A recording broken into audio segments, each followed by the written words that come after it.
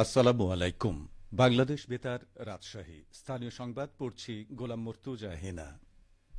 জ্ঞানবিজ্ঞানী করব জয়, সেরা হব বিশ্বময়, এই প্রতিপাদ্যে রাজশাহীতে শেষ হল ৪৬তম জাতীয় বিজ্ঞান ও প্রযুক্তি সপ্তাহ উপলক্ষে ৩ দিনব্যাপী বিজ্ঞান মেলা।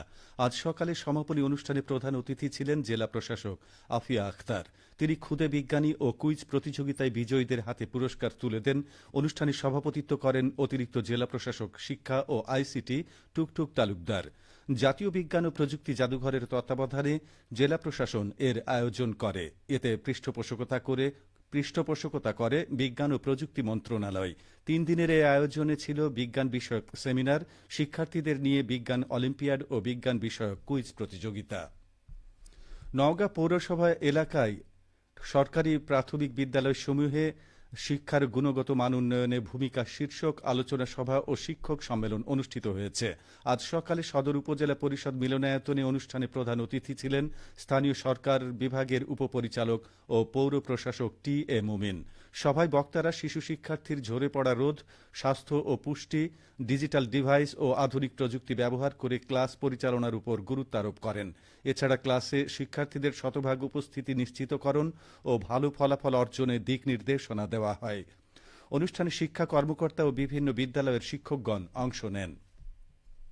এপ্রিলে শুরু হওয়া নাটোর জেলা পুলিশের ট্রেইনি রিক্রুট কনস্টেবল পদে আবেদনকারীর সংখ্যা ছিল ১,৭৮১ জন।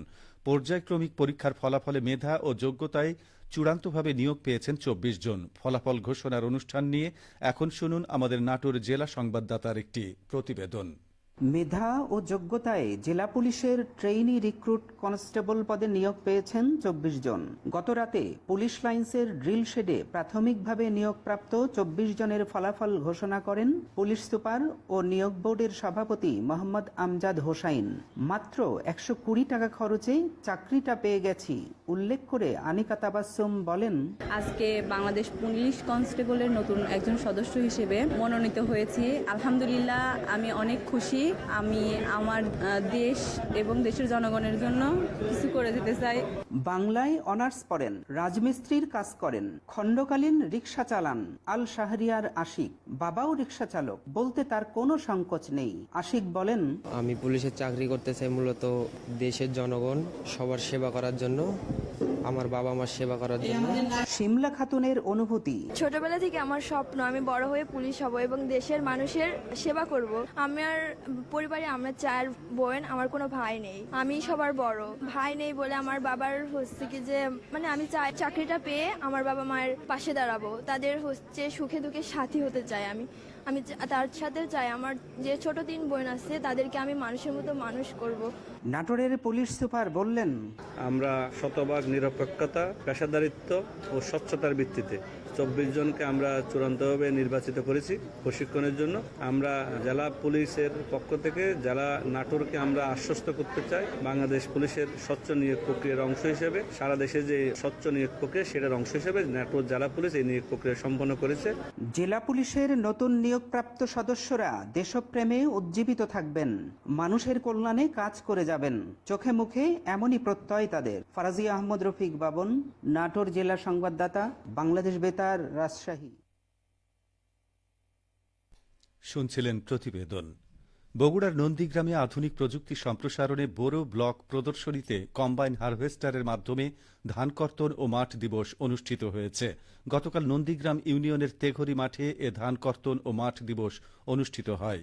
বগুড়া কৃষি সম্প্রসারণ অধিদপ্তরের উপপরিচালক সোহেল মোহাম্মদ শামসুদ্দিন ফিরোজের সভাপতিত্বে প্রধান অতিথির বক্তব্য রাখেন বগুড়া জেলা প্রশাসক হোসনা আফরোজা।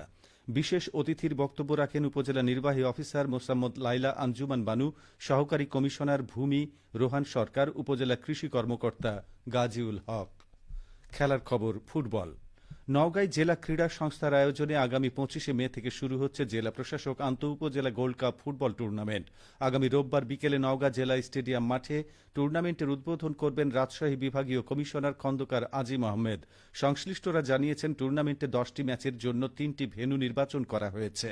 জেলা স্টেডিয়াম মাঠে 5টি এবং মহাদেবপুর ও বদলগাছি মিনি স্টেডিয়াম মাঠে 5টি ম্যাচ অনুষ্ঠিত হবে। আসরের সবগুলো ম্যাচেই দর্শক গ্যালারি উন্মুক্ত রাখা হবে। সবশেষে আবহাওয়া। আজ রাজশাহীতে সর্বোচ্চ তাপমাত্রা ছিল 31.5 ডিগ্রি এবং সর্বনিম্ন 26.5 ডিগ্রি সেলসিয়াস। বিকেল 3টায় বাতাসে আপেক্ষিক আর্দ্রতার পরিমাণ ছিল 99%। রাজশাহী ও পার্শ্ববর্তী এলাকায় আজ সূর্যাস্ত সন্ধে 6টা 46 মিনিটে। সংবাদ শেষ হলো। আমাদের পরবর্তী স্থানীয় সংবাদ সন্ধ্যা 7টায়।